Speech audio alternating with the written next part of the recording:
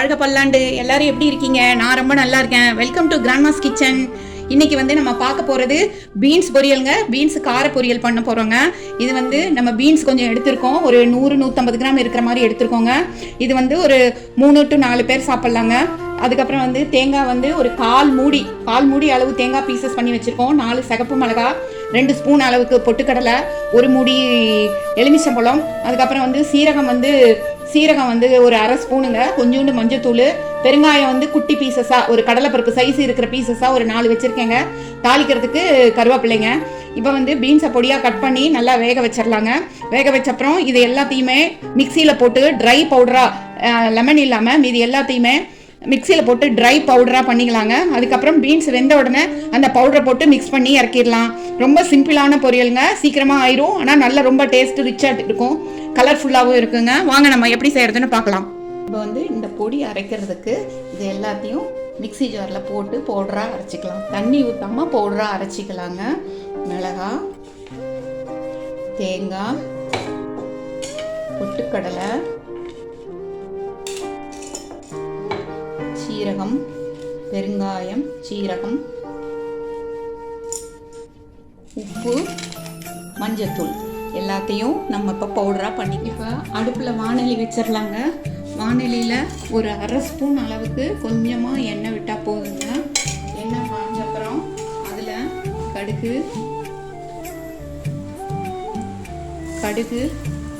கொஞ்சம் போட்டுக்கலாம். லைட்டாக சீரகம் போட்டுக்கலாங்க. கடுகு வெடிக்கட்டுங்க. வெடிச்சப்புறம் கடுகு நல்லா வெடிக்குதுங்க. கடுகு வெடிக்கிறப்ப கருவேப்பிலைய 2 பிச்சு வச்சுருக்கோம், அதை போடலாங்க. போட்டுட்டு அதுக்கப்புறம் பொடியாக கட் பண்ணி வச்ச பீன்ஸை இதில் போட்டுடலாங்க.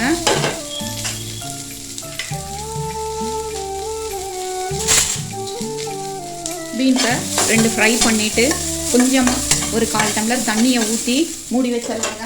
10 மினிட்ஸில் அது வெந்து போயிடும். டம்ளர் தண்ணி இருக்கிற மாதிரி ஊற்றி இதை மூடி வச்சிடலாம். தெரிச்சுங்க.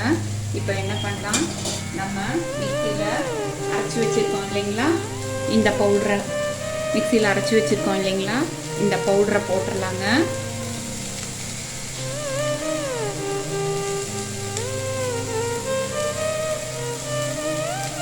இந்த பவுடரை போட்டுடலாம். இது கூட கொஞ்சம் உப்பு போடலாங்க. லைட்டாக உப்பு போட்டுக்கலாம். நம்ம ஆல்ரெடி உப்பு போட்டுட்டோம், அதனால் லைட்டாக போட்டுக்கலாம். அந்த பீன்ஸுக்கு அளவான உப்பு போட்டுக்கலாங்க. போட்டுட்டு கட் பண்ணி வச்சுருக்கிற கொத்தமல்லியவும் அதில் போட்டுடலாம். ஏன்னா எல்லாத்துக்கும் ஏன் கொத்தமல்லி சேர்க்குறோன்னா, கொத்தமல்லியில் நிறைய அயன் இருக்குங்க. அதனால் கொத்தமல்லியை சேர்த்துக்கலாங்க. ஃபைனலி நம்ம ஆஸ் யூஷுவல் எல்லா நிறைய டிஷ்ஷஸ்க்கு சொல்கிற மாதிரி லெமன் புழிஞ்சிக்கலாங்க. Lemon flavour plus taste.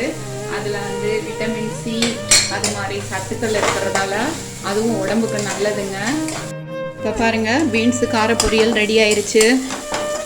நம்ம மிக்சியில் அரைச்சி வச்ச அரவையை போட்டாச்சு, லெமன் புழிஞ்சாச்சு.